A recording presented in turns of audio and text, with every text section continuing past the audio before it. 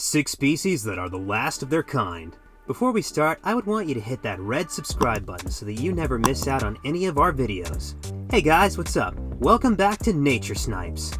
Number 6. Dugong. Dugongs are a marine mammal in the order Sirenia, which includes 3 species of manatees. Their scientific name is dugong dugong, which once contained many different kinds of dugongs, the most recent of which was the Steller sea cow that was wiped out by humans in the 1700s. Today, the dugong is believed to be vulnerable to extinction. Though many areas do protect the species through conservation and protection laws, these gentle giants can grow up to 13 feet in length and mostly feed on seagrass in the Indian and Eastern Pacific Oceans. Like the aardvark, dugongs are thought to be descended from primitive ungulates like elephants. The other recent member of the dugongs genus, the Steller sea cows, lived in comparatively colder waters and weren't known to science until 1741. Scientists believe the now extinct sea cow could reach lengths of over 30 feet, but they were unfortunately wiped out only 30 years after their discovery. Number 5. Narwhal. The narwhal's scientific name is Monodon monoceros, which means one tooth, one horn, but their common name might be a bit more interesting, if less apt.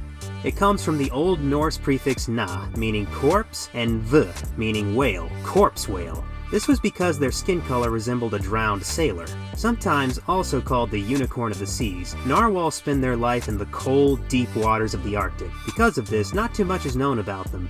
We do know that their coldest living relative is the beluga whale, which is the only other living species in the family of Monodontidae. These 2 whale species sometimes interbreed. Scientists also suspect that the whale's signature tusk may act as a sensory organ due to all the nerves inside. Narwhals are also some of the deepest diving whales, plunging some 4,500 feet in search of food. Number 4. Hirola.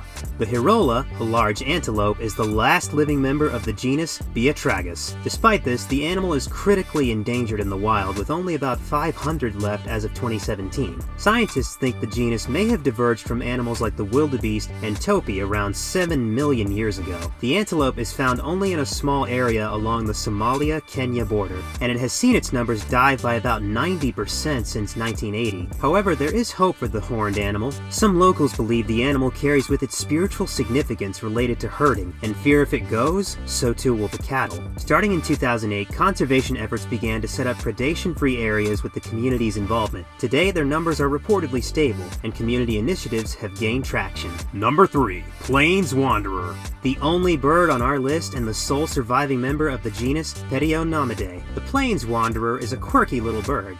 It is endemic to Australia, with the majority of the remaining population found in the Riverina region of New South Wales. Although it populates mostly grasslands, the bird is actually related to gulls and other shorebirds. The bird's closest living relative is a shorebird native to South America, which has led scientists to trace the plains wanderer's evolutionary lineage back to when the 2 continents were connected some 60 million years ago. Today, the tiny bird is critically endangered in the wild, with only around 250 to 1,000 remaining. These birds aren't great flyers, so their first instinct is to run away from danger. The plains wanderer is threatened by predation from foxes and the cultivation of grassland for farming and herding.